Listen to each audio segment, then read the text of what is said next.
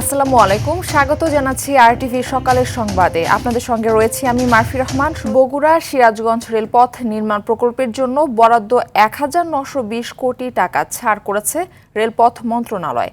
২০২৬ সালে প্রকল্পের কাজ শুরু হওয়ার কথা রয়েছে। ৮৪ কিলোমিটার দীর্ঘ এই ডুয়েল গেজ রেলপথটি চালু হলে বগুড়া থেকে ঢাকার দূরত্ব কমবে প্রায় ১২০ কিলোমিটার। প্রকল্পের অর্থ ছাড়ে উচ্ছ্বসিত এলাকাবাসী। বগুড়ার সারিয়াকান্দি প্রতিনিধি শাহাদাত জামানের পাঠানো তথ্যচিত্রে বিস্তারিত জানাচ্ছেন সাকিব আল হাসান। বগুড়া থেকে রেলপথে ঢাকায় আসতে যাত্রীদের সময় ব্যয় হয় ১০ থেকে ১১ ঘন্টা। নাটোর ও পাবনা জেলা ঘুরে আসতে হয় দীর্ঘ পথ, ভাড়াও গুনতে হয় অনেক বেশি। এই রেলপথ চালু হলে ঢাকায় পৌঁছতে সময় লাগবে মাত্র ৫ ঘন্টা, দূরত্ব কমবে প্রায় ১২০ কিলোমিটার। এদিকে দীর্ঘ ৬ বছর পর বগুড়া সিরাজগঞ্জ রেলপথ নির্মাণ প্রকল্পের ৯৬০ একর ভূমি অধিগ্রহণে ১,৯২০ কোটি টাকা ছাড় করা হয়েছে। এতে প্রাণ ফিরে পেয়েছে বগুড়া সিরাজগঞ্জ রেলপথ নির্মাণ প্রকল্পের অর্থ ছাড়ে উচ্ছ্বসিত বগুড়াবাসী। আমাদের রেলপথটা হওয়ার জন্য আমরা খুব গর্বিত, যদি আগামীতে আমরা রেলপথ পাই। আমরা আন্তরিকভাবে ধন্যবাদ জানাই যে যারা এই উদ্যোগ গ্রহণ করেছে, প্রজেক্ট ডাইরেক্টর থেকে শুরু করে সরকারকে আমরা আন্তরিক ধন্যবাদ জানাই। ট্রেন চলাচল নির্বিঘ্ন করতে রাখা হবে সিরাজগঞ্জ ও রানীরহাটে ২টি জংশন ও ২ জেলায় মোট ১৬টি স্টেশন। ল্যান্ড অ্যাকুইজিশন অংশে আমাদের ৭ ধারার নোটিশ হয়েছে, শুনানি চলছে। আমি অর্থ বরাদ্দও পেয়েছি ৯২০ কোটি টাকা। তো সেখান থেকে আমাদের অ্যাওয়ার্ড বহি প্রস্তুত করার কার্যক্রম চলছে। ২০০৫ সালে বগুড়া ও সিরাজগঞ্জের মধ্যে একটি রেলপথ নির্মাণের পরিকল্পনা গ্রহণ করে তৎকালীন বিএনপি সরকার। বিশ্বব্যাংক অর্থায়নে সম্মত হওয়ার পর জমি অধিগ্রহণের জরিপ সম্পন্ন হলেও নানা কারণে বন্ধ হয়ে যায় প্রকল্পটি। পরবর্তীতে ২০১৮ সালের ৩০ অক্টোবর একনেক বৈঠকে প্রকল্পটি অনুমোদন পেলেও তার বাস্তবায়ন হয়নি। সাকিব আল হাসান, আরটিভি। রাজধানী সহ সারা দেশে ডেঙ্গু, চিকুনগুনিয়া ও করোনার প্রকোপ বাড়ছে।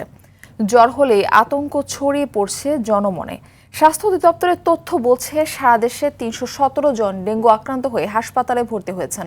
ঢাকা মহানগরের ভেতর ডেঙ্গু রোগী ভর্তি হয়েছেন ৪৮ জন।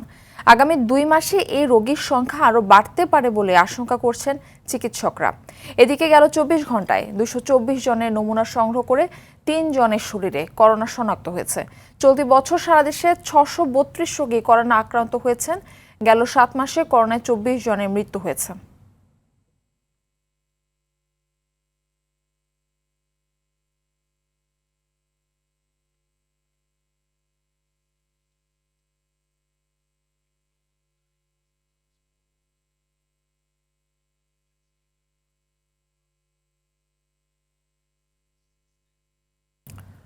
দর্শক, এই বিষয়ে বিস্তারিত জানাতে রাজধানীর মহাখালী ডিএনসিসি ডেডিকেটেড হাসপাতালে আছেন সহকর্মী মাহিন আরাফাত। তিনি আমাদের সঙ্গে সরাসরি যুক্ত হচ্ছেন। মাহিন, হাসপাতালটিতে ডেঙ্গু করোনা আক্রান্ত কতজন রোগী ভর্তি আছে এবং প্রকোপ বাড়ছে কেন? চিকিৎসকরা কি বলছেন এই বিষয়ে বিস্তারিত জানাবেন।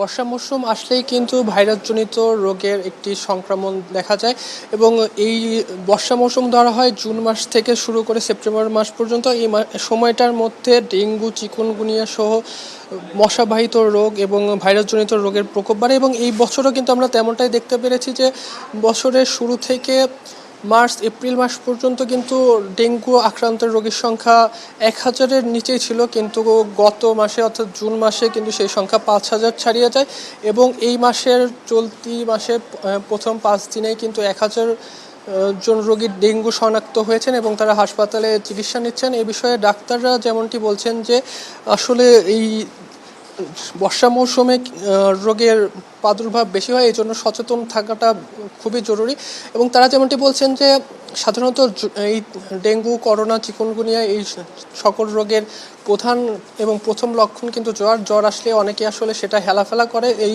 বিষয়ে তাদের সচেতন হওয়ার জন্য ডাক্তাররা বিশেষভাবে অনুরোধ করেছেন। তারা বলছেন যে জ্বর কোনো রোগ নয়, জ্বর আসলে আসলে যেন চিকিৎসকের পরামর্শ নেওয়া হয় এবং রোগটাকে শনাক্ত করার চেষ্টা করা হয়। এবং আপনাকে যদি আরেকটু জানিয়ে রাখি যে এবছর ডেঙ্গুর আক্রান্তের সংখ্যা কিন্তু পুরুষের মধ্যেই বেশি এবং এর মধ্যে 0 থেকে 15 বছরের শিশু এবং বয়স্কদের হারটা কিন্তু বেশি। এই জন্য ডাক্তাররা যেমনটা ধারণা করছেন যে এবছর ডেঙ্গু কিন্তু বাসায় থেকেও হচ্ছে। সেক্ষেত্রে বাসায় যারা অবস্থান করছেন সন্ধ্যার পরে এবং রাতে মশারির মধ্যে থাকার জন্য তারা পরামর্শ দিচ্ছেন, এবং যারা ডেঙ্গুতে আক্রান্ত হচ্ছেন অথবা করোনায় আক্রান্ত হচ্ছেন তারা যেন সুস্থ মানুষ থেকে কিছুটা দূরে থাকেন এবং নিজেকে আইসোলেট করে রাখেন, যাতে তাদের মাধ্যমে সুস্থ মানুষের শরীরে এই রোগ ছড়িয়ে না পড়তে পারে। এই ধরনের পরামর্শ তারা দিচ্ছেন। আপনাদেরকে আরেকটু জানিয়ে রাখি যে ডেঙ্গু এর পাশাপাশি কিন্তু চিকুনগুনিয়াও ধরা পড়ছে, এবং এই দুইটি রোগের লক্ষণ কিন্তু প্রায় একই। এই জন্য অনেকে আসলে শুরুতে বুঝতে পারেন না যে তার আসলে কোন রোগ হচ্ছে এবং সঠিক চিকিৎসা আসলে দেওয়া হয় না। সেক্ষেত্রে কিন্তু পরবর্তীতে আরও সমস্যা হয়। এর জন্য ডাক্তারদেরও সচেতন থাকার কথা বলা হচ্ছে। এর বাইরে আপনাদেরকে বলে রাখি যে এই মহাখালী ডিএনসিসি হাসপাতালে ডেঙ্গুর জন্য যে ইউনিটটি তৈরি করা হয়েছে, যে ইউনিটটি বর্তমানে আছে, সেই ইউনিটে কিন্তু আমরা ঘুরে দেখেছি যে বেডগুলো আসলে প্রস্তুত করে রাখা হয়েছে সবগুলোই প্রায় আসলে মানুষ ডেঙ্গু রোগী প্রত্যেকটিতে আছে, অর্থাৎ যেই প্রস্তুতি ছিল সেটি প্রায় ডেঙ্গু রোগীতে ভর্তি হয়ে গেছে। তো আর এর বাইরে বেসরকারি হাসপাতালগুলোতে অনেক ডেঙ্গু রোগী ভর্তি হচ্ছেন। তো ডাক্তাররা যেমনটি বলছেন যে যদি সামনে আরও এই রোগের সংখ্যা বাড়তে থাকে সেক্ষেত্রে এই রোগের চাপ সামলানো কিন্তু কঠিন হয়ে যাবে। তো সচেতনতাই পারে একমাত্র এই রোগ থেকে মানুষকে মুক্ত রাখতে। তো মারফি, এই ছিল আমার কাছে ডেঙ্গু ও করোনার সর্বশেষ তথ্য। মাহিন, আপনাকে ধন্যবাদ। এদিকে চট্টগ্রামে চোখ রাঙাচ্ছে করোনা ভাইরাস। এখনো পর্যন্ত জেলাটিতে মোট করোনা আক্রান্ত রোগীর সংখ্যা 178 জন এবং মারা গেছে মোট 7 জন। অন্যদিকে ডেঙ্গুর প্রকোপও বেড়েছে সমান তালে। চলতি মাসের প্রথম 5 দিনে মোট ডেঙ্গু রোগী মিলেছে 50 জন, মারা গেছে 2 জন। ডেঙ্গু এবং করোনা পরিস্থিতি নিয়ে আরও জানাতে চট্টগ্রাম থেকে আমাদের সঙ্গে সরাসরি যুক্ত হচ্ছেন সহকর্মী সাইফুল মাহমুদ। সাইফুল, হাসপাতালে করোনা রোগীদের কি আলাদাভাবে সেবা দেওয়া হচ্ছে? আর ডেঙ্গুর প্রভাব বেড়ে যাওয়া নিয়ে কি বলছেন চিকিৎসকরা, জানাবেন। জি মারফি, আসলে যেমনটি বলেছেন চট্টগ্রামবাসী কিন্তু 3টি রোগ নিয়ে কিন্তু যুদ্ধ করছে। ডেঙ্গু, করোনা, চিকুনগুনিয়া, এই 3টি রোগ কিন্তু সমানভাবেই এগিয়ে চলছে। কোনোভাবেই যে আসলে এর থেকে রক্ষা পাবে সেটা কিন্তু আসলে বোঝা যাচ্ছে না। চট্টগ্রামে গত 24 ঘন্টায় 136টি নমুনা পরীক্ষা করে 3 জনের করোনা শনাক্ত হয়েছে এবং একই সাথে চট্টগ্রামে মারা গেছেন 7 জন। সারা দেশে 24 জন মারা গেল, কিন্তু চট্টগ্রামেই মারা গেছে শুধুমাত্র 7 জন, এবং একই সাথে এ পর্যন্ত চট্টগ্রামে করোনা আক্রান্ত হয়েছেন 178 জন। জেলা সিভিল সার্জনের পক্ষ থেকে কিন্তু বারবার বলা হচ্ছে সচেতন হওয়ার জন্য, মাস্ক ব্যবহার করার জন্য। কোনোভাবেই কিন্তু আসলে এই সচেতনতা নাই এবং মাস্কের ব্যবহারও নেই। এমনকি যারা মেডিকেলে আসা যাওয়া করতেছেন, ইন্টার্নি ডাক্তার, শিক্ষার্থী, তারাও কিন্তু সেভাবে কিন্তু মাস্ক ব্যবহার করছেন না এবং স্বাস্থ্যবিধি মানছেন না। এবং একই সাথে ডেঙ্গুর প্রাদুর্ভাব কিন্তু সারা বছর জুড়ে চট্টগ্রামে ছিল, তবে বর্ষাকালে এটা কিন্তু বেড়ে চলে। যেহেতু আজকে সকাল থেকে গুড়ি গুড়ি বৃষ্টি হচ্ছে, এই গুড়ি গুড়ি বৃষ্টি হলেই কিন্তু মশার লাভা কিন্তু উৎপত্তি হচ্ছে এবং একই সাথে সেখানে কিন্তু জন্ম নিচ্ছে এডিস মশা। এটার নিয়ন্ত্রণে কিন্তু সিটি কর্পোরেশন বেশ কিছু পদক্ষেপ নিয়েছিল। তারা বেশ কিছু এলাকাকে হটস্পট ঘোষণা করেছেন। সেই এলাকাগুলিতে তারা কিন্তু মশার ঔষধ ছিটাতেন। এরপরও কিন্তু মশার সেই ধরনের কার্যক্রম কিন্তু চালিয়ে যাওয়ার পরও কিন্তু আসলে কেন কিভাবে আসলে এই লাভাগুলি তৈরি হচ্ছে, এডিস মশা তৈরি হচ্ছে, সেটা কিন্তু সিটি কর্পোরেশন এখনো পর্যন্ত বুঝে উঠতে পারেনি। তবে সিটি কর্পোরেশনের মেয়র তিনি জানিয়েছেন আসলে একটা ওষুধ দীর্ঘদিন ব্যবহার করলে সেটার কার্যকারিতা কিন্তু আর থাকে না। সেজন্য তারা নতুন ওষুধের জন্য আসলে মন্ত্রণালয় বলেছেন নতুন ওষুধ আসলে তাহলে হয়তো এটার কার্যকারিতা নিয়ে দেখা যাবে। তবে চট্টগ্রামে এখনো পর্যন্ত কিন্তু ডেঙ্গুর প্রাদুর্ভাব খুবই বেশি। শুধুমাত্র গত 5 দিনে কিন্তু ডেঙ্গুতে আক্রান্ত হয়েছেন 50 জন এবং জুন মাসে আক্রান্ত হয়েছেন 176 জন, মে মাসে আক্রান্ত হয়েছেন 122 জন। বোঝা যাচ্ছে আসলে দিন দিন এটার প্রভাব কিন্তু বেড়ে চলছে এবং চট্টগ্রামে এই পর্যন্ত মারা গেছেন 2 জন। জন এবং একই সাথে এই চলতি বছর আক্রান্ত হয়েছেন 495 জন। একই সাথে চিকনগুনিয়ার ব্যাপারে ডাক্তাররা কিন্তু যথেষ্ট সতর্কতা বলেছেন, যেহেতু কারো চিকনগুনিয়া হলে পায়ে ব্যথা করবে এবং শরীরে কিন্তু হ্রাস দেখা দিবে। এর থেকে মুক্তি পাওয়ার জন্য ডাক্তাররা বারবার বলছেন আসলে সচেতন হতে হবে, সচেতন না হলে কিন্তু এই 3টি রোগ থেকে কোনোভাবেই মুক্তি পাওয়া যাবে না। তবে চট্টগ্রামবাসী কিন্তু সেরকম কোনো সচেতনতা তাদের মধ্যে দেখা দেয়নি। মারফি, এই ছিল আমার কাছে এই 3টি রোগ নিয়ে সর্বশেষ তথ্য। ধন্যবাদ আপনাকে। দেশের বিভিন্ন অঞ্চলে দেখা দিয়েছে করোনার সংক্রমণ, বাড়ছে আক্রান্তের সংখ্যাও, মারাও গেছেন অনেকে। এত কিছুর মধ্যেও অনেকটা নিশ্চিন্তি আছে হবিগঞ্জ জেলা সদর আধুনিক হাসপাতাল। প্রতিনিয়ত রোগীদের আনাগোনা বাড়লেও এখানে নেই করোনা পরীক্ষার কিট ও সরঞ্জাম। এতে রোগীদের মধ্যে দেখা দিয়েছে আতঙ্ক। শহীবুর রহমানের প্রতিবেদন, বিস্তারিত জানাচ্ছেন লামিয়া তানজিন মাহমুদ। হঠাৎ করেই যেন দেশে ছড়িয়ে পড়েছে করোনা ভাইরাসের সংক্রমণ। সবাইকে স্বাস্থ্যবিধি মেনে চলার পাশাপাশি হাসপাতালগুলোকেও প্রয়োজনীয় প্রস্তুতির পরামর্শ দিয়েছে স্বাস্থ্য বিভাগ। অথচ এখনও কোনো তৎপরতা নেই 250 হাজার হবিগঞ্জ জেলা সদর হাসপাতালে। করোনা আক্রান্তদের চিকিৎসার স্থাপন করা কর্নারটি এখনও সাধারণ রোগীদের দখলে। শনাক্তকরণে পিসিআর ল্যাব স্থাপনের অনুমোদন পেলেও যন্ত্রপাতি না আসায় তা বাস্তবায়ন হয়নি এখনো। হবিগঞ্জে দেখতে পাচ্ছি সম্প্রতি অনেকেই জ্বর, কাশ, সর্দি বিভিন্ন রোগ নিয়ে আসছেন। কিন্তু হবিগঞ্জে কোনো ধরনের চিকিৎসার কোনো ব্যবস্থা নাই। এখানে শুধু একটা প্যারাসিটামলের ভাতা দেয় আর একটা গ্যাস্ট্রিকের ভাতা দেয়। কোনো চিকিৎসা এখানে করানোর মতো কোনো সুযোগ সুবিধা আমরা পাই নাই। স্বাস্থ্য মন্ত্রণালয়ের অনুরোধ করি আপনারা ভালো একটা চিকিৎসা দাও। এদিকে কর্তৃপক্ষ জানিয়েছে চাহিদাপত্র তৈরি করে মন্ত্রণালয়ে পাঠানো হয়েছে। আমাদের বর্তমান হাসপাতালে আমরা আমাদের র্যাপিড অ্যান্টিজেন কিট ওটার স্বল্পতা আছে বা নাই। আমাদের সাথে আমাদের মিনিস্ট্রি এবং অধিদপ্তরের সাথে আমাদের জুম মিটিং হয়েছে। আমাদেরকে খুব শীঘ্রই আশা করছি যে আমরা চাহিদাপত্র পাঠিয়েছি, আমরা কিট পেলে আমরা সাধারণভাবে সব রোগীদের জন্য আমরা কোভিড পরীক্ষা করতে পারবো। করোনার লক্ষ্য নিয়ে ঢাকা সিলেট ছুটতে হয় রোগীদের। এই অবস্থা থেকে মুক্তি পেতে দ্রুত হবিগঞ্জ সদর হাসপাতালে করোনা পরীক্ষা সহ চিকিৎসা ব্যবস্থা নিশ্চিতের দাবি রোগীদের। লামিয়া তানজিন মাহমুদ, RTV। জুলাই আগস্টের মানবতাবিরোধী অপরাধের মামলায় সাবেক প্রধানমন্ত্রী শেখ হাসিনা, সাবেক স্বরাষ্ট্রমন্ত্রী আসাদুজ্জামান খান কামাল ও সাবেক আইজিপি চৌধুরী আব্দুল্লাহ আল মামুনের বিরুদ্ধে অভিযোগ গঠনের শুনানি আজ। বিচারপতি গোলাম মর্তুজা মজুমদারের নেতৃত্বাধীন আন্তর্জাতিক অপরাধ ট্রাইব্যুনাল 1-এ হবে এই শুনানি। এর আগে 5টি সুনির্দিষ্ট অভিযোগের ভিত্তিতে এই 3 আসামির বিরুদ্ধে অভিযোগ গঠনের আবেদন করেন চিফ প্রসিকিউটর তাজুল ইসলাম। গত 1 জুলাই মামলার আসামি পক্ষে রাষ্ট্র নিযুক্ত আইনজীবী আমির হোসেনের আবেদনের প্রেক্ষিতে প্রস্তুতি নিতে 1 সপ্তাহ সময় দিয়ে শুনানির জন্য আজকের দিন ঠিক করে ট্রাইব্যুনাল। ওই দিন মামলার বিচার কার্যক্রম টেলিভিশন ও সামাজিক যোগাযোগ মাধ্যমে সরাসরি সম্প্রচার করা হয়।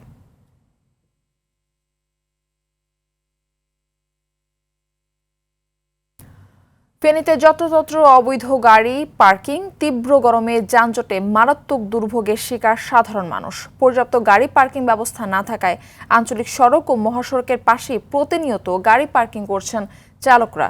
প্রশাসন মাঝে মাঝে অবৈধ পার্কিং এর বিরুদ্ধে অভিযান পরিচালনা করলেও হচ্ছে না সমস্যার সমাধান।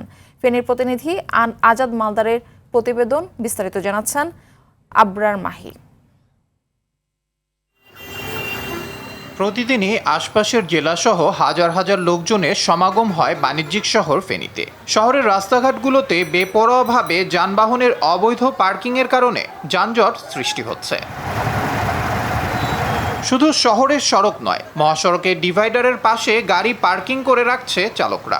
এসব অবৈধ পার্কিংয়ের কারণে ঘটছে মারাত্মক দুর্ঘটনা। অবৈধ সিএনজি, অবৈধ টমটম ও অটোরিকশা এগুলা যত্রতত্র পার্কিং করার কারণে ফেনীতে বিভিন্ন সময় এইভাবে আমাদের যানজট লেগে থাকে। যানজটের প্রধান কারণ আমি মনে করি ফুটপাত দখল। অবৈধ রিক্সা, সিএনজি, টমটম, ট্রাক্টর, ঠেলাগাড়ি এগুলোর কারণে ব্যবসায়ীরা অতিষ্ঠ। আমরা শিক্ষার্থীরা কলেজে সঠিক সময় যেতে পারি না। শহরে শৃঙ্খলা ফেরাতে চেষ্টা অব্যাহত রয়েছে বলে জানান পুলিশ সুপার। আমাদের পুলিশের পক্ষ থেকে যানজট নিয়ন্ত্রণের জন্য আমার যে সীমিত সংখ্যক পুলিশ আছে সেই পুলিশ সদস্য দিয়ে যানজট নিয়ন্ত্রণের চেষ্টা আমরা করে যাচ্ছি। বাট এখানে আপনার মার্কেট সমিতি, ব্যবসায়ী সমিতি, পৌরসভা সহ আদার স্টেক হোল্ডার যারা আছে তাদেরকে স্ব দায়িত্ব পালন করতে হবে। এ বিষয়ে জানতে চাইলে ফেনী পৌরসভার প্রশাসক গোলাম মোহাম্মদ আব্দুল বাতিন বলেন, সকল দপ্তরকে একসাথে নিয়ে যানজট নিরসনে কাজ চলছে। নিয়মিত জেলা প্রশাসনের যে মোবাইল কোর্ট অব্যাহত আছে, আমাদের ট্রাফিক বিভাগ এবং তাদের চাহিদা মতো আমরা পৌরসভা থেকে কিন্তু সাপোর্ট দিয়ে যাচ্ছি। অবৈধ পার্কিং করা গাড়িগুলোকে আমরা ডাম্পিং করছি, জরিমানা করা হচ্ছে। অবৈধ ফুটপাত দখলের বিরুদ্ধে দ্রুত ব্যবস্থা গ্রহণ করলে শহরে শৃঙ্খলা ফিরে আসবে, এমনটাই প্রত্যাশা এলাকাবাসীর। আবরার মাহি, RTV। ৭ জুলাই ২০২৪ কোটা সংস্কারের আন্দোলনে এদিন নতুন এক কর্মসূচি দেখে সারা দেশ। নাম দেওয়া হয় বাংলা ব্লকেড। বিকেল ৩টা থেকে কর্মসূচি ঘোষণা করা হলেও সকাল থেকেই ঢাকা বিশ্ববিদ্যালয় ক্যাম্পাসে জড়ো হতে থাকে শিক্ষার্থীরা। পরে বেলা ৩:৩০টায় মিছিল নিয়ে শাহবাগে ৩ ঘণ্টা বাংলা ব্লকেড কর্মসূচি সফল করে শিক্ষার্থীরা। সারা দেশেও বিভিন্ন কলেজ বিশ্ববিদ্যালয়ের শিক্ষার্থীরাও এদিন বাংলা ব্লকেড কর্মসূচি পালন করে। সেদিনের কিছু কথা তুলে ধরছেন সাকিবুর রহমান। সরকারি চাকুরিতে কোটা সংস্কার চলমান আন্দোলনে ৭ জুলাই ২০২৪ বাংলা ব্লকেড নামের নতুন কর্মসূচির সামনে পুরো বাংলাদেশ। বিকেল থেকে শুরু হওয়ার কথা থাকলেও সকাল থেকেই সরগরম হয়ে ওঠে ঢাবি ক্যাম্পাস।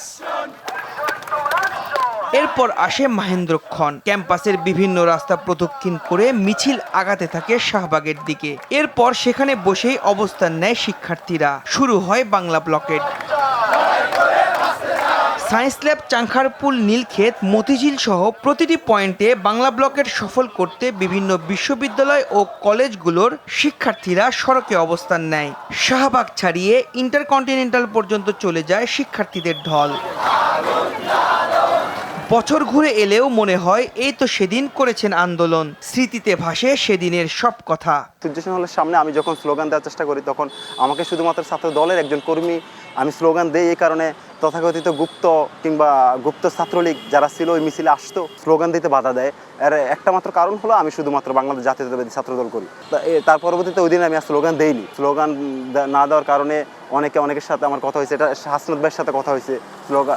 তখন হাসনাত ভাই বললো, শান্ত হও, তুমি এখন এখানে যেহেতু আমরা বাংলা ব্লকেট দিতেছি, কর্মসূচি হইতেছে, তুমি রাস্তাগুলো ব্লক করার চেষ্টা করো। তারই প্রেক্ষিতে আমি রাস্তাগুলা ওইখানে আমি পিজি হাসপাতালের সামনে যে রাস্তাটা ওটা ব্লক করি। এই আন্দোলনের ঢেউ কেবল রাজধানী নয়, ছড়িয়ে পড়ে সারা দেশে। বাংলা ব্লকের সফল করতে ক্ষোভে ফেটে পড়ে সারা দেশের শিক্ষার্থীরা। রাজশাহী, খুলনা, শাহজালাল বিজ্ঞান ও প্রযুক্তি বিশ্ববিদ্যালয় নিজ নিজ জায়গায় গড়ে তোলে মানব প্রাচীর। নানা স্লোগানে বাংলা ব্লকেটে অংশ নিয়ে ঢাকা আরিচা মহাসড়ক অবরোধ করেন জাহাঙ্গীরনগর বিশ্ববিদ্যালয়ের শিক্ষার্থীরা। কুমিল্লা বিশ্ববিদ্যালয়ের শিক্ষার্থীদের অবস্থানে ঢাকা চট্টগ্রাম মহাসড়কে বন্ধ হয়ে যায় যান চলাচল। একই অবস্থা হয় বরিশাল কুয়াকাটা মহাসড়কেও। চট্টগ্রাম শহরে বিশ্ববিদ্যালয়ের শিক্ষার্থীরা সফল করে বাংলা ব্লকেট। সাকিবুর রহমান, RTV, ঢাকা। এদিকে জুলাই গণ অভ্যুত্থানে ময়মনসিংহের গৌরীপুরে পুলিশের গুলিতে শহীদ হন বিপ্লব হাসান, নূরে আলম সিদ্দিকী ও জোবায়ের আহমেদ। তাদের হারানোর 1 বছর পরও শোক কাটছে না পরিবারের। সদ্য নবজাতকে জন্ম দিয়েছেন শহীদ নূরে আলমের স্ত্রী। বাবা হারা সন্তানের ভবিষ্যৎ নিয়ে দুশ্চিন্তায় ভুগছেন তিনি। সরকার থেকে প্রয়োজনীয় সহযোগিতা চান শহীদদের স্বজনরা। ময়মনসিংহ থেকে মোজাম্মেল খোকনের পাঠানো তথ্যচিত্রে বিস্তারিত জানাচ্ছেন আব্দুল হামিদ। ২০২৪ সালের ২০ জুলাই ময়মনসিংহের গৌরীপুর উপজেলার কলতাপাড়া এলাকায় পুলিশের সঙ্গে ধাওয়া পাল্টা ধাওয়ার সময় গুলিবিদ্ধ হন বিপ্লব হাসান, নূরে আলম সিদ্দিকী ও জোবায়ের আহমেদ। পরে চিকিৎসাধীন অবস্থায় শাহাদাত বরণ করেন তারা। এদের মধ্যে শহীদ বিপ্লব সংসারের হাল ধরতে শ্রমিক হিসেবে কাজ শুরু করেছিলেন তেলের মিলে। মাদ্রাসায় শিক্ষকতা করে সংসার চালাতেন নূরে আলম। আর জোবায়ের ছিলেন মুদি দোকানদার। উপার্জনক্ষম ব্যক্তিকে হারিয়ে আর্থিক সংকটে দিন কাটছে তাদের পরিবারের। প্রশাসনটাও তার খবর নেওয়ার দরকার আছে যে আজকে 1 বছর হয়ে গেছে, যে তার পরিবারটা কি হালে আছে না আছে আমরা একটু খোঁজ দিই। এই ধরনের সহযোগিতা আমাদের পাইছি না। বৈষম্যের জন্য লড়াই করে প্রাণ দেওয়া শহীদ নূরে আলমের কন্যা সন্তানকে যেন ভবিষ্যতে বৈষম্যের শিকার না হতে হয়, তেমনটাই চাওয়া স্ত্রীর। আমার স্বামী বৈষম্যের শিকার হয়ে মারা গেছে, আমি এবং আমার বাচ্চা যেন বৈষম্যের শিকার না হই। আর যত সরকারের যত সুযোগ সুবিধা আছে সব যাতে আমার সন্তান এবং আমি পাই। সরকারকে আরো জোরালোভাবে তাদের পাশে দাঁড়ানোর আহ্বান জানিয়েছেন বৈষম্য বিরোধী আন্দোলনের এই নেতা। কিছু টাকা পেলেই একটি শহীদ পরিবার তার সম্মানটা পেয়ে যায় না। তাদের বর্তমানে যে ভূমিকাটা পালন করতেছে সেই ভূমিকাটা এই জুলাই আন্দোলনে আহত শহীদ পরিবারের কাছে যথেষ্ট নয়। তাদের পাশে প্রশাসনের আরও ভূমিকা দরকার এবং আরও ভালোভাবে দাঁড়ানো উচিত। জুলাই গণ অভ্যুত্থানে ময়মনসিংহের গৌরীপুর এবং ফুলপুরের 5 জন সহ দেশের বিভিন্ন স্থানে জেলার 41 জন শহীদ হন। তাদের পরিবারকে আর্থিক সাহায্য সহ সব রকম সুযোগ সুবিধা দেওয়ার দাবি স্বজন ও এলাকাবাসীর। আব্দুল হামিদ, RTV। এবার নিচ্ছি হাইসেন্স সংবাদ বিরতি, ফিরে এসে আরো যা থাকছে।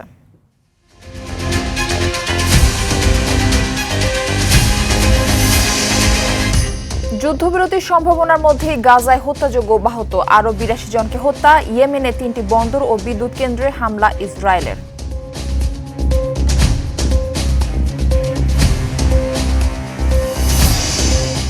এবং দেশবাসী বিশ্বাস রাখলে নিরাশ করব না, বাফুফের সংবর্ধনায় নারী footballer Rituparna Chakma.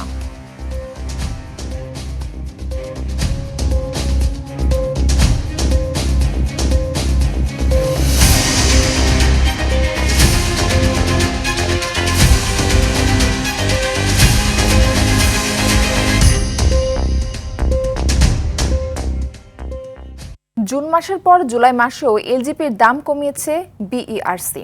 12 KG LGP সিলিন্ডারের দাম 1403 টাকা থেকে কমিয়ে 1364 টাকা নির্ধারণ করা হয়েছে। পাশাপাশি অটো গ্যাসের দাম 64 টাকা 30 পয়সা থেকে কমিয়ে 62 টাকা 46 পয়সা নির্ধারণ করা হয়েছে। গেল বুধবার বাংলাদেশ এনার্জি রেগুলেটরি কমিশন কার্যালয়ে সংবাদ সম্মেলনে এই দাম ঘোষণা করা হয়। এদিকে বাসাবাড়িতে কেন্দ্রীয়ভাবে ব্যবহার করা রেটিকুলেটেড পদ্ধতিতে তরল অবস্থায় সরবরাহ করা এলজিপির দাম কেজি প্রতি 113 টাকা 19 পয়সা থেকে কমিয়ে 109 টাকা 89 পয়সা নির্ধারণ করেছে কমিশন। টেক্সাসে বেড়েই চলছে বন্যায় মৃতের সংখ্যা। এখনো পর্যন্ত এই ঘটনায় 82 জনের মৃত্যুর খবর নিশ্চিত করেছে মার্কিন গণমাধ্যম CNN। এদের মধ্যে 28 শিশু রয়েছে, এখনো নিখোঁজ রয়েছে অনেকে। এদিকে অঙ্গরাজ্যটির বিভিন্ন এলাকায় বৃষ্টিপাত অব্যাহত থাকায় বন্যার পরিস্থিতির আরও অবনতি হতে পারে বলে আশঙ্কা করা হচ্ছে। অন্যদিকে বন্যা দুর্গত এলাকাগুলোর মানুষের সহায়তায় ফেডারেল সরকারের সহায়তায় অব্যাহত থাকবে বলে জানিয়েছেন যুক্তরাষ্ট্রের প্রেসিডেন্ট ডোনাল্ড ট্রাম্প। আগামী শুক্রবার বন্যাপীড়িত অঙ্গরাজ্যটি পরিদর্শনে যাবেন বলেও সাংবাদিকদের জানান তিনি।